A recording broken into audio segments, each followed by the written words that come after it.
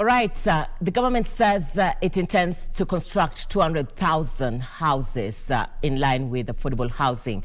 This will be done annually, and the government also says that it will bring on board the private sector as well as the county governments. But then, how affordable is affordable? For this discussion and more, we have on set the director of Willstone Homes, Mr. Ejidio Kinyanjui, to shed more light on affordable housing in the country.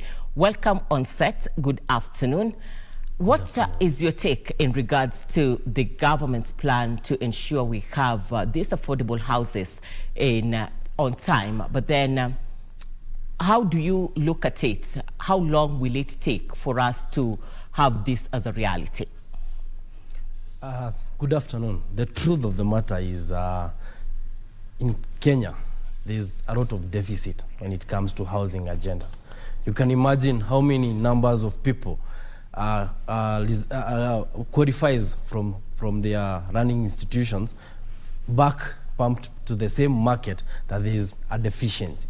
So I must say that it's true the government has started in the right trajectory, and more so for the first home owner or first home own buyers, so that they get a reason as to why they can prepare even more stably when it comes to financial planning for their future.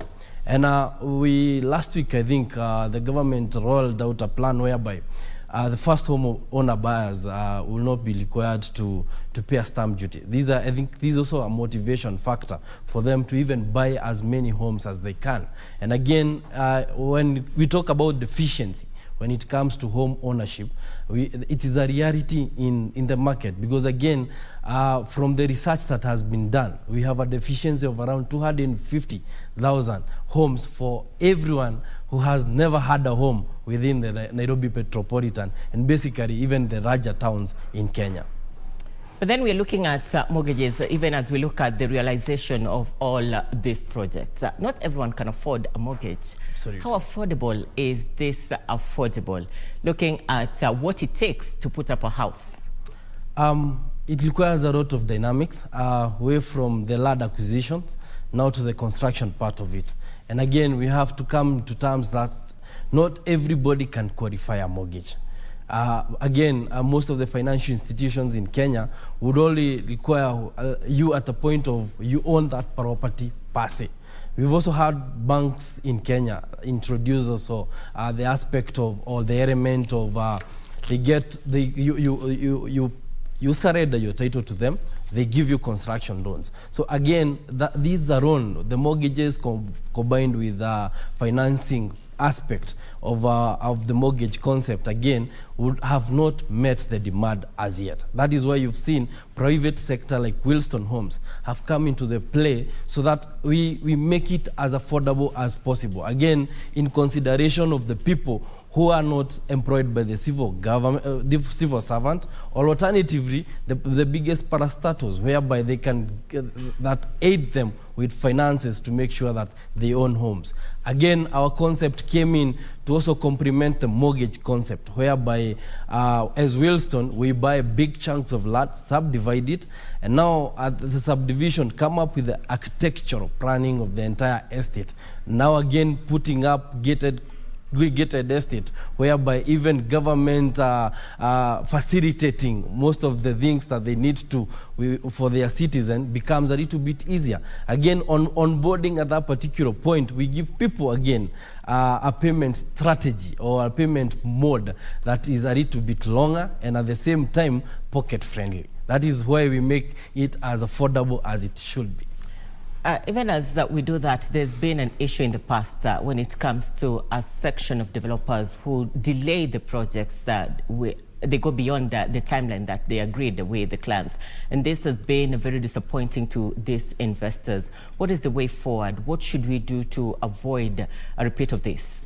I think due diligence for most of the companies is very important. Again, I always say most of the clients are now enlightened.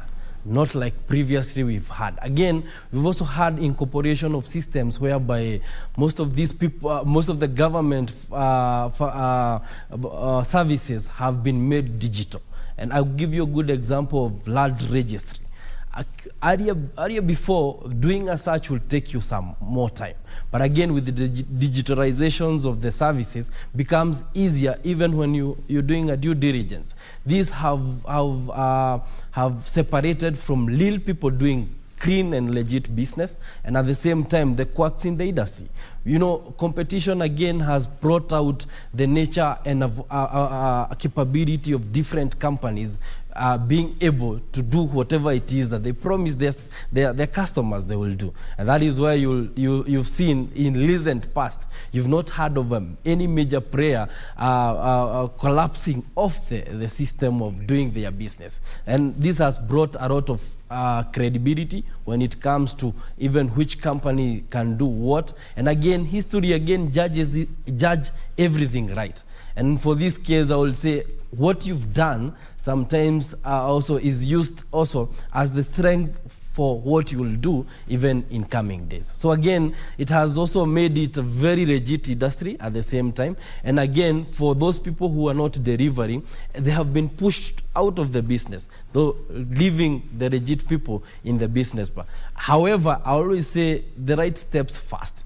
Before you engage with any developer, there are those requisite steps that you have to take into consideration, so that also their hard-earned money might not even land to the wrong people or in the hands of wrong developers. Kinyanjui, in a nutshell, as we come to the close of this, earlier on you said that you buy parcels of land, but then you are getting into lands that were meant for agricultural purposes. Don't you see this will come and affect the agricultural sector in the near future? I would say we cannot put a bright eye on the increasing population of Nairobi per se, because again, with urbanizations, there's a lot of industrialization coming into play. And again, at this particular point of industrialization coming into play, we also have employees now migrating from other counties to Nairobi metropolitan area. So again, these people, we must sort where they must stay. And I will say we are not encroaching on the agricultural land per se, but again, we are finding a solution that time has come for these people to also be effective even in their working places. At the same time, remember, we also urging the government, you know, in terms of proper planning, to also catch up with the growth of Nairobi metropolitan area per se, because again, you'll find so many things are coming up. Industrialization, like I have said, are coming up, and again, the increasing population of Nairobi must also be sought to a certain particular place where it's also accessible for them to go and work at a certain particular location. So I will say, for much that it might look like we are encroaching on the agricultural land, but we're also pushing people to do more sensible agricultural land on sensible areas away from the pollution and interference of the growth of Nairobi. Thank you, Kinyanjui. Looking forward to more. That is Kinyanjui Ejidio, the director, Willstone Homes, shedding light on affordable housing. Looking forward to engage with you more.